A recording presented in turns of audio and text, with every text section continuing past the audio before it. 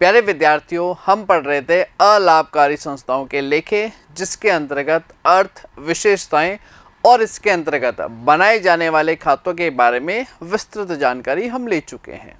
इसके अतिरिक्त जो सूचनाएं आपको प्राप्ति व भुगतान खाते से संबंधित दी गई है, उन्हें आय व्यय खाते में किस प्रकार से बदलें या आय तथा व्यय को प्राप्ति या भुगतान में किस प्रकार बदलें, यह जानकारी हमने ली थी। अब शुरुआत करते हैं हम इस टॉपिक से संबंधित प्रश्न और जो आंकिक प्रश्न बनते हैं उनके बारे में। तो पहला प्रश्न जैसा कि है, अलाभकारी संस्थाओं का आशय स्पष्ट कीजिए, यानी अर्थ क्या है, किसे अलाभकारी संस्थाएं कहा जाता है। बेहद ही स्पष्ट रूप से हमने जानकारी ली थी कि ऐसी संस्थाएं जिनका उद्देश्य लाभ कमाना नहीं है, तो क्या कार्य करना है, सामाजिक कल्याण, जन कल्याण, समाज, धर्म, कला, संस्कृति से संबंधित कार्यों को बढ़ावा देना है, वे अलाभकारी संस्थाएं होती है। जैसे वृद्धाश्रम, अनाथ आश्रम, अस्पताल, कोई दान देने वाले ट्रस्ट, ये सारे के सारे क्या होते हैं, आपके अलाभकारी संस्थाएं होती है। क्लियर है।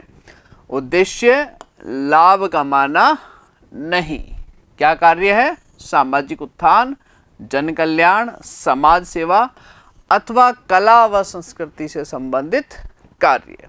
चलें अगले प्रश्न पर। अगला प्रश्न क्या कहता है प्यारे विद्यार्थियों, प्राप्ति भुगतान खाते का अर्थ, रिसिप्ट एंड पेमेंट अकाउंट किसे कहा जाता है, इसका अर्थ क्या है। तो प्राप्ति एवं भुगतान खाता अलाभकारी संस्थाओं द्वारा एक बनाया जाने वाला खाता है, जिसके अंतर्गत जितनी भी रोकड़ प्राप्तियां हैं अथवा रोकड़ भुगतान है, उनको दर्ज किया जाता है। कब बनाया जाता है, वर्ष की समाप्ति पर। किनके द्वारा बनाया जाता है, अलाभकारी संस्थाओं द्वारा। और क्यों बनाया जाता है, नगद प्राप्तियों और नगद भुगतानों को दर्शाने के लिए बनाया जाता है।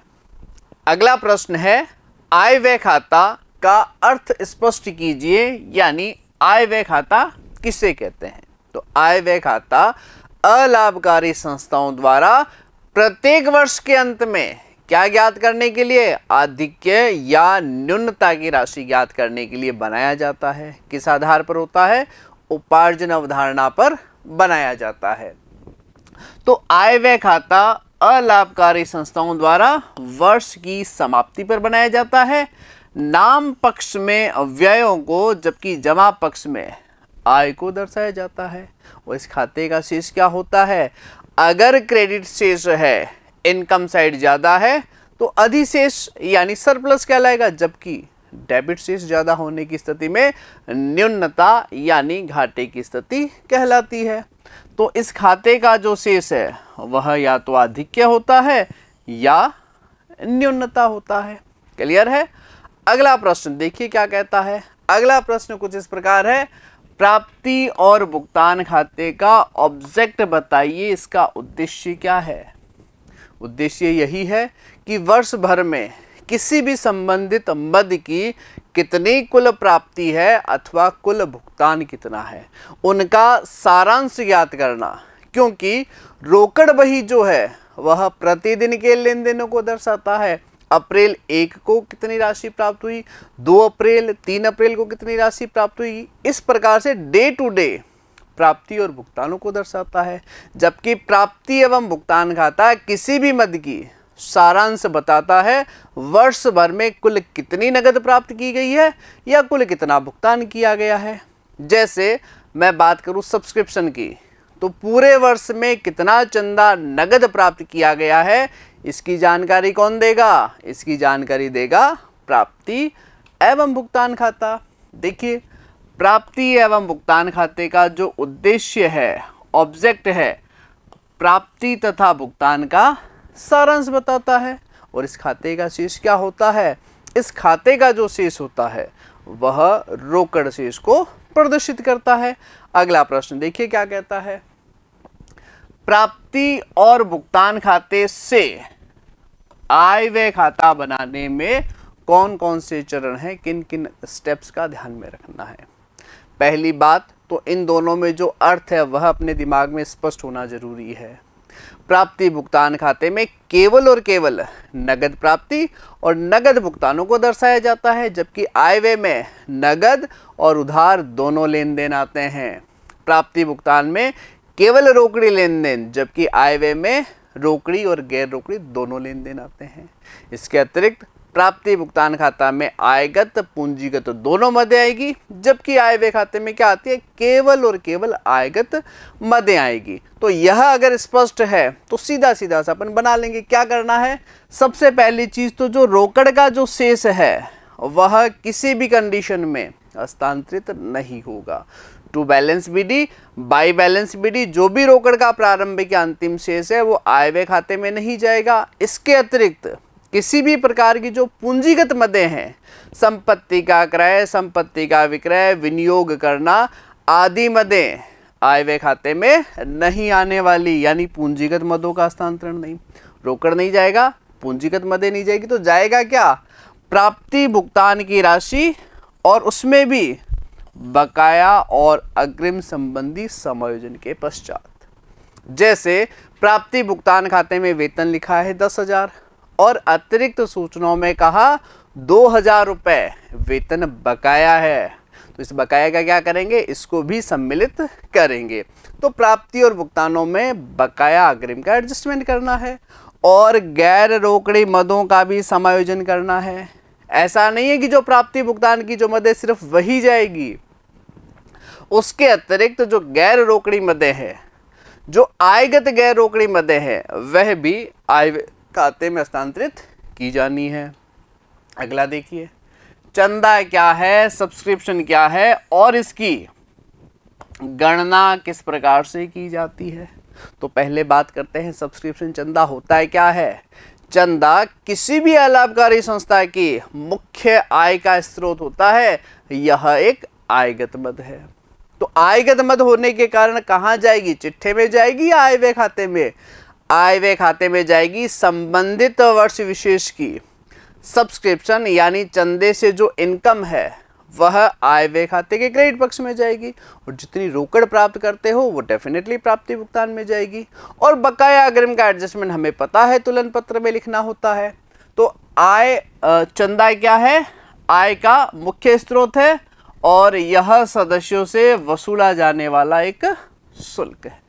गणना किस प्रकार से करोगे, तो गणना में सिर्फ एक ही पॉइंट अगर आपको याद है तो बाकी 4 पॉइंट स्वतः ही तैयार हो जाते हैं। आपको क्या लेना है, चंदे की प्राप्त राशि। प्राप्त राशि में क्या करेंगे, जैसा कि मैंने आपको बताया था, जो बकाया राशि है, कौन सी बकाया, प्रारंभिक या अंत की, लेखा वर्ष के अंत में जो बकाया राशि है उसे हमें जोड़ना है। ये देखिए, अंत की बकाया राशि मैंने यहाँ पर जोड़ी है। तो प्रारंभ की बकाया का क्या करेंगे, प्रारंभ की बकाया घटा देंगे। ये प्रारंभ में बकाया राशि को यहाँ पर लेस करेंगे, जबकि अग्रिम क्या चलेगा, अग्रिम अपोजिट चलेगा। बकाया अंतिम जोड़ा गया है तो अग्रिम जो है वह प्रारंभिक जोड़ा जाएगा। ये देखिए, प्रारंभिक अग्रिम राशि और अंत की जो अग्रिम राशि है वह यहाँ से घटा दी जाएगी।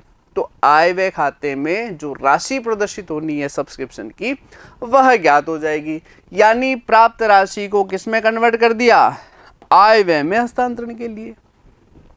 और दूसरा यह भी ध्यान रखना है कि अगर आय व्यय की मद दे दे, यह राशि दे दे और कितना प्राप्त किया गया है, अगर यह राशि पूछ ली जाती है तो इन्वर्स हो जाएगा। ये दोनों मदें जो है जोड़ दी जाएगी और ये दोनों मदें जो घटा दी जाएगी, जैसा कि हम न्यूमेरिकल प्रश्न में आगे पढ़ने वाले हैं। अगला क्वेश्चन देखिए क्या कहता है, पूंजी निधि क्या है और इसमें गणना किस प्रकार से होती है, कौन कौन सी राशि हस्तांतरित होती है। देखिए, जैसे व्यापारिक संस्थाओं में पूंजी होती है, पूंजी यानी लाभ के उद्देश्य से, लेकिन गैर व्यापारिक संस्थाएं या जो अलाभकारी संस्थाएं होती है इनमें पूंजी नहीं होती है। जो विशिष्ट उद्देश्यों के लिए जो कोष, जो निधि बनाई जाती है उसे हम पूंजी निधि कहते हैं। और इन्हीं पूंजी निधियों में जो उस वर्ष विशेष का सरप्लस या जो डेफिसिट है वो हस्तांतरित किया जाता है। अगर सरप्लस है तो जोड़ दिया जाएगा, डेफिसिट है तो घटा दिया जाएगा। पूंजी निधि क्या है? अलाभकारी संस्थाओं द्वारा विभिन्न स्रोतों से बनाई गई निधि को पूंजी निधि या सामान्य निधि कहते हैं। और जो आय व्यय खाते का जो अधिशेष है वो इस निधि में हस्तांतरित किया जाता है। इस निधि में उस राशि को जो है जोड़ दिया जाता है। इस प्रकार से पूंजी निधि की गणना की जाती है। चले आगे। अब देखिए हम चलते हैं आंकिक प्रश्न की तरफ। न्यूमेरिकल क्वेश्चन, बिल्कुल भी घबराने की जरूरत नहीं है। बड़े ही आसान भाषा में हम आंकिक प्रश्नों को भी हल करने वाले हैं। पहले हम देखते हैं हमें दिया हुआ क्या है। एक हेल्थ क्लब की रोकड़ पुस्तक से लिए गए निम्नलिखित विवरणों द्वारा बनाना क्या है? प्राप्ति एवं भुगतान खाता तैयार कीजिए। देखिए प्रश्न पढ़ना बेहद इंपॉर्टेंट होता है। क्वेश्चन हमें बताता है कि सूचनाएं क्या दे रखी है और उन सूचनाओं का प्रयोग क्या करना है। जल्दबाजी नहीं करना है। आपको दिया गया है रोकड़ बही से लिए गए विवरण। तो रोकड़ बही, जो रोकड़ पुस्तक होती है, उसमें केवल और केवल नगद लेन देन होते हैं, किसी प्रकार का उधार लेन देन नहीं होता है। इसका मतलब ये जितने भी शेष है इस सारे के सारे नगद से संबंधित है। किसी प्रकार का भ्रम नहीं रखना है कि यह उधार भी हो सकता है क्या। बिल्कुल ये सारे के सारे अपने नगद लेन देन है।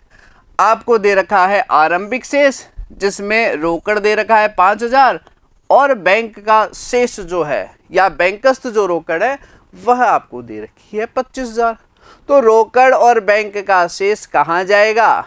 प्राप्ति व भुगतान खाते के डेबिट पक्ष में हस्तांतरित किया जाता है। कहाँ जाएगा? प्राप्ति भुगतान के डेबिट में। उसके बाद में लिखता है चंदा जो दे रखा आपको 165, दान की राशि दे रखी है 35,000 रुपये। दोनों की दोनों क्या है? प्राप्तियां हैं। और प्राप्ति कहाँ जाएगी? निश्चित रूप से डेबिट पक्ष में जाएगी। तो यह राशियां भी कहाँ हस्तांतरित होनी है? डेबिट। आगे देखिए कौन सी मदें हैं। नेक्स्ट लिखता है विनियोग क्रय। क्रय यानी भुगतान कहाँ जाएगी? क्रेडिट पक्ष में। क्योंकि प्राप्ति भुगतान खाते में जितनी भी नगद प्राप्तियां हैं उन्हें हम डेबिट पक्ष में लिखते हैं, जबकि भुगतानों को कहाँ लिखते हैं? भुगतानों को हम लिखते हैं क्रेडिट पक्ष में। किराए का भुगतान कहाँ जाएगा? क्रेडिट पक्ष में। सामान्य व्यय भुगतान क्रेडिट पक्ष में। डाक व्यय क्रेडिट पक्ष में। कोरियर व्यय क्रेडिट पक्ष में। ये भी व्यय है क्रेडिट पक्ष में। जितने भी खर्चे हैं वह क्रेडिट पक्ष में लिखे जाते हैं। और दे रखा है अंतिम हस्तस्थ रोकड़। अंतिम शेष रोकड़ का हमेशा डेबिट शेष होता है, डेबिट साइड ज़्यादा होती है, तो बैलेंस जो है वो हम क्रेडिट में लिखते हैं बाई बैलेंस CD। ये मदें हमने यहाँ पर क्लियर कर ली। प्रश्न स्वतः ही हल हो गया। जैसे ही हम प्राप्ति भुगतान खाता बनाएंगे 1 2 3 4, पहली 4 मदें जो हमने डेबिट पक्ष में लिखनी है और ये जो भुगतान किए गए हैं उन मदों को जो है हम क्रेडिट पक्ष में लिख देंगे। किस प्रकार से? तो देखिए यहाँ पर सबसे पहली चीज़ तो टू बैलेंस BD, कैश और बैंक। कितना शेष दे रखा है कैश और बैंक का? कैश का लिखता है 5000, बैंक का लिखता है 25000। तो कैश में कितना आ जाएगा आपका? 5000 रुपये। बैंक में कितना शेष दे रखा है? 25000 रुपये। ये बैंक में आ जाएगा 25,000 यानी 25,000 रुपये। इसके बाद में क्या दे रखा है अपने को? सब्सक्रिप्शन यानी चंदे से प्राप्ति। कितना दे रखा है? 1,65,000। कहाँ जाएगा? डेबिट पक्ष में जाएगा। ये सब्सक्रिप्शन ये 1,65,000 रुपये। इसके बाद में क्या दिया गया है प्रश्न में? प्रश्न में लिखता है दान यानी डोनेशन। डोनेशन कितना दे रखा है? 35,000 रुपये। कहाँ जाएगा? डेबिट पक्ष में आएगा। ये 35,000। और कौन कौन सी मदें दे रखी है? अन्य मदों में लिखता है विनियोग का क्रय। कहाँ जाएगा? देखिए क्रय किया गया है, निश्चित रूप से क्या है? इसका भुगतान किया गया है और भुगतान की राशि कहाँ जाएगी? क्रेडिट पक्ष में जाएगी। तो विनियोग क्रय ये क्रेडिट में आ जाएगा। बाई परचेज 80,000 रुपये। और विनियोगों के बाद में क्या दे रखा है? विनियोगों के बाद में लिखा है किराए का भुगतान 20,000 रुपये। किराए का भुगतान कहाँ जाएगा? भुगतान पक्ष में यानी क्रेडिट पक्ष में। ये बाई रेंट कितना आ जाएगा? 20,000 यानी 20,000 रुपये। इसके बाद में कौन सी मद दे रखी है? किराए के बाद में आ गया सामान्य व्यय जो है 21,500। खर्च है, भुगतान किया गया है, क्रेडिट पक्ष में आ जाएगा। सामान्य व्यय 21,500। और कौन सी मदें दे रखी है? नेक्स्ट मद लिखता है डाक व्यय 2,000, तो क्रेडिट पक्ष में आ जाएगा डाक व्यय 2,000 बाई पोस्टेज 2,000। इसके बाद में क्या लिखता है? कुरियर के व्यय दे रखा है 1,000, विविध व्यय दे रखा है 2,500, तो कुरियर के व्यय आ जाएगा 1,000 और विविध व्यय दे रखा है आपको 2,500 रुपए। इसके अतिरिक्त भी कोई मद है क्या? देखिए, आपको रोकड़ का शेष लिखता है 12,000।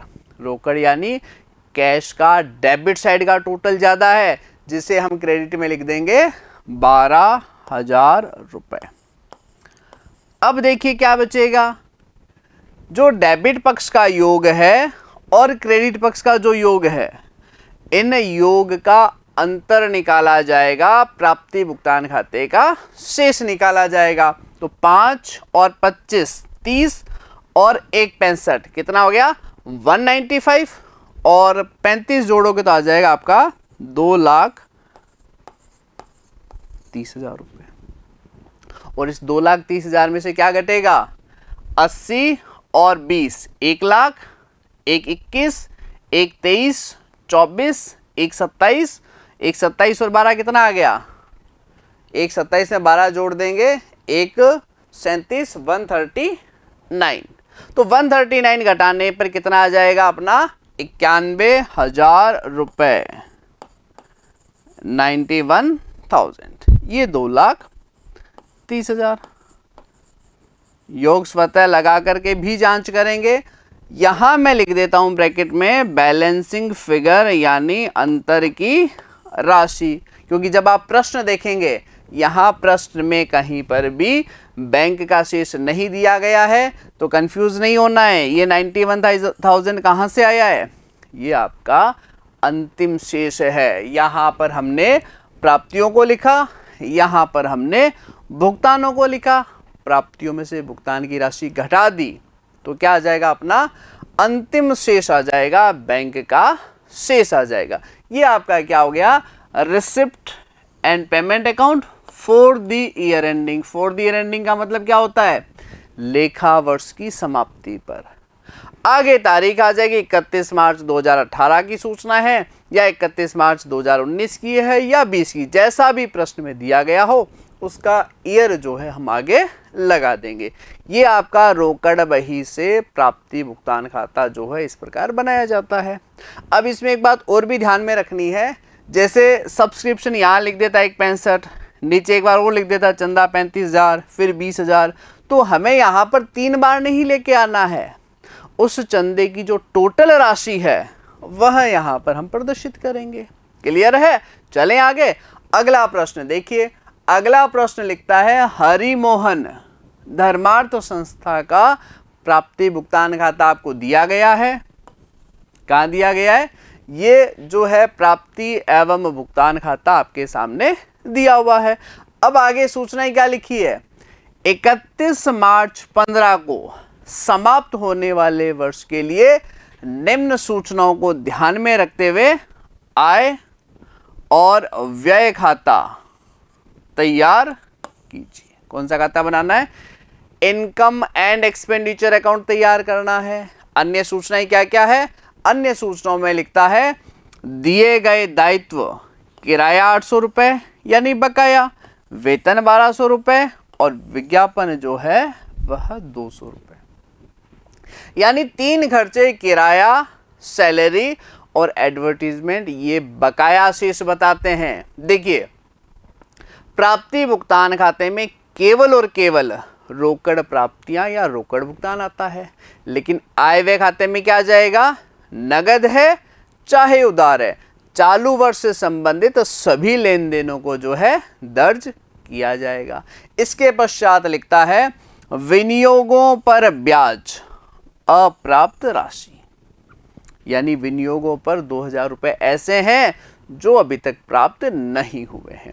यानी ये जो 4 सूचनाएं दे रखी है, किराया, वेतन, विज्ञापन और विनियोगों पर जो ब्याज, ये चारों ही बकाया राशियां हैं। इन्हें हम क्या करेंगे, जब आय व्यय खाता बनाएंगे तो इन चारों मदों की जो संबंधित राशियां हैं उनमें इन्हें जोड़ा जाएगा। इसके पश्चात ये आपका प्राप्ति भुगतान खाता। प्राप्ति भुगतान खाते में ये सभी आपको प्राप्तियां दे रखी है और यहां पर जो है भुगतान आपको दे रखा है। देखिए, प्राप्ति भुगतान खाते से आय व्यय खाते में कन्वर्ट होने से पहले दिमाग में यह बात एकदम स्पष्ट होना चाहिए कि ये जितने भी ट्रांजैक्शन है वो नगद है और आय व्यय खाते में नगद और उधार दोनों आते हैं। तो इन राशियों से संबंधित या इनके अलावा भी जो बकाया लेन देन है वो भी शामिल करेंगे। जैसे कि ये 4 लेन देन ये बकाया है ना, इधर प्राप्ति भुगतान में नहीं है, लेकिन इन चारों को आय व्यय खाते में जरूर हस्तांतरित करेंगे। पहला काम तो ये। दूसरा काम क्या ध्यान में रखना है, ये जो रोकड़ के जो प्रारंभिक शेष है या जो रोकड़ के अंतिम शेष है, ये कभी भी आय व्यय खाते में जो है हस्तांतरित नहीं किए जाते। इसके अतिरिक्त क्या ध्यान में रखना है, आय व्यय खाते में केवल आयगत मदें जाएगी। किसी भी प्रकार की पूंजीगत मद का हस्तांतरण आय व्यय खाते में नहीं जाएगा। आयगत मदें यानी दान, चंदा, ये दोनों की दोनों क्या है, आयगत मद है, निश्चित रूप से जाएगी। केवल बीमा होता तो चला जाता, लेकिन बीमा की निधि बना ली है और किसी भी प्रकार की जो निधियां बनाई जाती है उनका हिसाब किताब हम तुलन पत्र में सीखते हैं, जैसा कि हमने लास्ट में इसकी जानकारी भी ली है। अब देखिए, वसीयत अगर सूचना स्पष्ट नहीं है तो इसे हमें क्या मानना है, आयगत मानते हुए आय व्यय खाते में लिखना है। विनियोगों पर ब्याज, जमाओं पर ब्याज, पुराने अखबारों का विक्रय, ये सारी की सारी आयगत मदें हैं। लेकिन भवन के लिए अनुदान, भवन के लिए वसीयत, वसीयत जब हमने पढ़ा था तब बिल्कुल स्पष्ट रूप से बताया था मैंने कि वसीयत का यदि उद्देश्य जो है, ऑब्जेक्ट जो है, अगर स्पष्ट दिया हुआ है, जैसा कि यहाँ की भी भवन के लिए वसीयत 12,000, तब तो वह पूंजीगत मद है, चिट्ठे में जाएगी। लेकिन उद्देश्य स्पष्ट नहीं हो, सिर्फ वसीयत लिखा हुआ है, तो आयगत मद है, कहाँ जाएगी, आय व्यय खाते में। यानी इनमें से फर्स्ट रोकड़ वाली, भविष्य निधि वाली और अनुदान, भवन के लिए अनुदान और भवन के लिए वसीयत, ये आय व्यय खाते में नहीं आएगा। तो कौन सी मदें आएगी, दान, चंदा, वसीयत, ब्याज, जमा पर ब्याज, पुराने अखबारों का विक्रय। और कहाँ आएगी, देखिए ये प्राप्तियां हैं, रुपया प्राप्त किया गया है, तो मान करके चलिए निश्चित रूप से ये आपकी इनकम हो सकती है, खर्च तो नहीं होगी। कोई भी राशि आप प्राप्त करोगे तो वो खर्चा होगा क्या, इनकम हो सकती है, या फिर कोई पूंजीगत प्राप्ति जैसा कि ये। इसी प्रकार क्रेडिट पक्ष में देखिए, जो फर्नीचर है, जो विनियोग है, या जो भवन के लिए अग्रिम है, ये आपकी पूंजीगत प्राप्तियां हैं। संपत्ति और दायित्व से संबंधित जो भुगतान या प्राप्तियां हैं पूंजीगत मदें होती है, तो ये आपके चिट्ठे में नहीं आना, फर्नीचर, विनियोग, भवन के लिए अग्रिम। लेकिन दान, वेतन, किराया क्रय, छपाई, डाक, विज्ञापन, बीमा, ये सभी के सभी क्या है, आपकी आयगत मदें हैं। और आयगत मदें जो भुगतान पक्ष में लिखी गई है, इसका मतलब ये क्या है, आपके एक्सपेंडिचर है। यानी कुल मिला के जो प्राप्ति व भुगतान खाता है, इसमें आयगत मदों पर तो एक अलग सिंबल लगाना है, जैसे मैंने टिक का सिंबल लगाया है, यानी ये आयगत मदें, और जिन पर क्रॉस का सिंबल लगाया वो पूंजीगत मदें हैं। पूंजीगत मदें अगर बैलेंस शीट बनाने को पूछता तो वहां हस्तांतरित होती, और जो टिक लगाया है मैंने वो आय व्यय खाते में हस्तांतरित की जाएगी। कहाँ जाएगी, प्राप्तियां हैं तो निश्चित रूप से आय यानी क्रेडिट पक्ष में, और जो भुगतान है तो निश्चित रूप से वो कहाँ आ जाएंगे, आपके डेबिट पक्ष में। किस प्रकार, देखिए सबसे पहले तो दान आ जाएगा 16,000 रुपए, डोनेशन कितना आ जाएगा 16,000 यानी 16,000। इसके बाद में क्या सूचना दे रखी है, इसके बाद में सूचना है अपने को सब्सक्रिप्शन जो दे रखा है 50,200, कितना दे रखा है 50,200। इसके अलावा क्या इंफॉर्मेशन दे रखी है अपने को,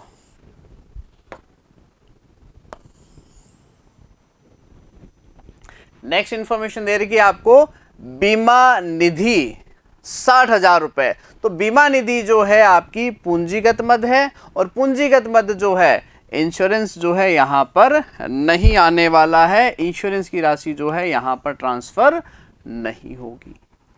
इसके अलावा कौन सी मद दे रखी है आपको, वसीयत की राशि दे रखी है 12,000, कितना है 12,000। तो ये वसीयत यानी लेगेसी में आ जाएगा आपका 12,000 यानी 12,000 रुपए। इसके अतिरिक्त अन्य सूचनाओं में आगे चलते हैं। विनियोगों पर ब्याज जो है कितना दे रखा है 3,800 रुपए, कितना दे रखा है इंटरेस्ट ऑन इन्वेस्टमेंट 3,800। अंदर की तरफ क्यों लिखा है मैंने, क्योंकि जो विनियोगों पर जो ब्याज की राशि अपने को बात करता है, इसके बारे में अप्राप्त राशि भी दे रखी थी। विनियोगों पर ब्याज अप्राप्त 2,000 रुपए अतिरिक्त सूचनाओं में। तो इस राशि को क्या करेंगे हम, ये जो विनियोगों पर प्राप्त राशि है 3,800, इसमें जोड़ देंगे। कैसे, ये आ जाएगा आपका यहां पर जोड़ते हुए 2,000 है 5,800 रुपए। और क्या सूचना दी गई है, अगली सूचना है जमाओं पर ब्याज जो है 800 रुपए। निश्चित रूप से इनकम है, इनकम पक्ष में आ जाएगी, कितना दे रखा है 800, ये आपका आ जाएगा 800 रुपए। इसके अतिरिक्त क्या दे रखा है, पुराने अखबारों का विक्रय, ये दे रखा है 500 रुपए। तो क्रेडिट पक्ष में आ जाएगा पुराने अखबारों का विक्रय 500 यानी 500 रुपए। अब ये तो जो आपके प्राप्ति भुगतान खाते का जो डेबिट पक्ष था, इनमें जितनी भी आयगत मदें थी उसका मैंने हस्तांतरण किया है। अब प्राप्ति भुगतान खाते के जो भुगतान पक्ष की जो मदें हैं, इसके अंतर्गत जो आयगत मदें हैं वे कहाँ आ जाएगी, इनकम एंड एक्सपेंडिचर के डेबिट पक्ष में। फर्नीचर विनियोग भवन के लिए अग्रिम, ये राशियां नहीं आएगी। तो कौन सी राशि आएगी, दान का आ जाएगा 60,000। दान कितना दे रखा है अपने को 60,000 रुपया जो है यहां पर लिख देंगे, ये दान का 60,000। अगली सूचना क्या दे रखी है, अगली इंफॉर्मेशन है वेतन 10,400 रुपए, कितना दे रखा है 10,400। लेकिन प्रश्न में वेतन की बकाया राशि के संबंध में भी सूचना थी। किस प्रकार से, ये देखिए वेतन 1,200 रुपए जो है बकाया भी है, यानी ये वेतन भी लेंगे 10,400, इसके अंतर्गत जो 1,200 रुपए बकाया राशि है उसको भी लिया जाएगा। किस प्रकार, वेतन 10,400 बकाया राशि है 1,200 11,600 रुपए जो है इस प्रकार से दर्ज होंगे। अगली सूचना क्या दे रखी है, तो प्राप्ति भुगतान खाता लिखता है किराया एवं कर, रेंट एंड रेट्स जो आपको दे रखी है 4,000 रुपए, और हमें प्रश्न में इसकी भी बकाया राशि दी हुई है। कितना बकाया दे रखा है, ये देखिए किराए के जो है 800 रुपए बकाया है। तो इन 800 रुपए की राशि को उसके अंतर्गत जोड़ा जाएगा। किसमें, रेंट एंड रेट्स जो 4,000 है इसके अंतर्गत 800 जोड़ेंगे। कैसे, ये 4,000 बकाया हो गए आपके 800, तो टोटल राशि जो आएगी वो आएगी 4,800 रुपए। अगली इंफॉर्मेशन क्या दे रखी है, फिर लिखता है प्रिंटिंग के 1,000। प्रिंटिंग की कोई राशि बकाया नहीं है और खर्च है तो पूरा का पूरा 1,000 यहां पर ट्रांसफर हो जाएगा। और प्रिंटिंग के बाद में कौन सा खर्च अपने को दे रखा है, देखिए डाक का दे रखा है 300 रुपए, 300, तो डाक में लिख देंगे 300 रुपए। और पोस्टेज के बाद में कौन सा ट्रांजैक्शन लिखा हुआ है? विज्ञापन व्यय 1100 रुपए, लेकिन विज्ञापन व्यय में बकाया की सूचना भी दे रखी थी अपने को, कहां पर? ये देखिए 200 रुपए। तो विज्ञापन के जो बकाया 200 रुपए है वो इस राशि में 1100 रुपए में जो है आपका जोड़ा जाएगा। तो टोटल कितना हो जाएगा? 1100, ये 200 बकाया, टोटल जो है वह आ जाएगा 1300। कितना दे रखा है विज्ञापन? 1100, 200 बकाया, ये राशि आ जाएगी आपकी 1300 रुपए। और विज्ञापन के बाद क्या सूचना दी गई है? विज्ञापन के बाद में लिखता है बीमा संबंधी खर्चे 4800। कितना दे रखा है? 4800। ये जो है बीमा संबंधी खर्च जो है हम यहां पर लिख देंगे। कितना? 4800। अब क्या करना है? इस खाते का शेष निकालना है। शेष कैसे? क्रेडिट पक्ष का योग हम अलग करेंगे, डेबिट पक्ष का योग जो है हम अलग करेंगे। क्रेडिट का जैसे 16 और 50, 66, 66 और 12 कितना आ जाएगा? 78, 78 और 5 83, 83 के बाद में 84 और 85 300, 85,300 रुपए जो है इसकी टोटल आ जाएगी। प्लस माइनस अच्छे से करना है एग्जाम में। 85 300 में से घटा देंगे 60 और 11 71, 75, 76, 77 और 4 81 और 82 400, 82 700, 83 और 83,800। तो अंतर कितना आएगा? 83,800 घटाओगे तो अंतर जो आएगा वह आएगा आपका 1500 रुपए, 85,300। ये इस प्रकार से जो है आपका इनकम एंड एक्सपेंडिचर अकाउंट, आय व्यय खाता बनाया जाता है। महत्वपूर्ण बातें कौन कौन सी ध्यान में रखनी है? पॉइंट नंबर फर्स्ट, किसी भी प्रकार की जो पूंजीगत मद है, रोकड़ या अन्य संपत्तियों संबंधी शेष, वे इनकम एंड एक्सपेंडिचर अकाउंट में हस्तांतरित नहीं होंगे। किस प्रकार? देखिए फर्स्ट पॉइंट क्या ध्यान में रखना है?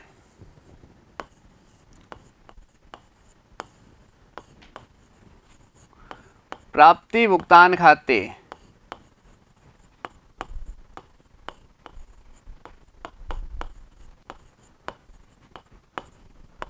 में प्रदर्शित रोकड़ बैंक शेष तथा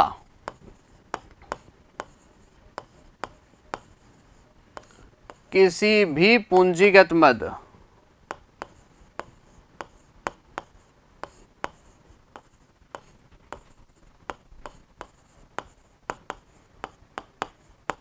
का हस्तांतरण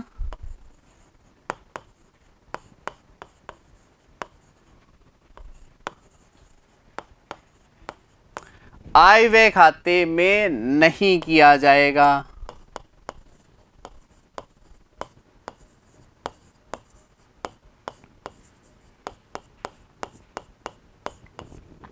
एक तो यह पॉइंट ध्यान में रखना है। दूसरा, जो बकाया राशि है जैसे वेतन का, किराया क्रय का, विज्ञापन का, या जो अप्राप्त जो ब्याज की राशि थी, उन्हें संबंधित मद की प्राप्त राशि में जोड़ करके लिखा जाएगा। किस प्रकार से? बकाया आय या व्यय की राशि को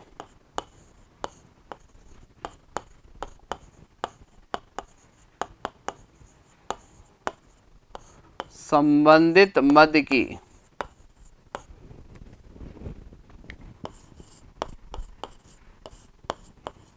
प्राप्त या भुगतान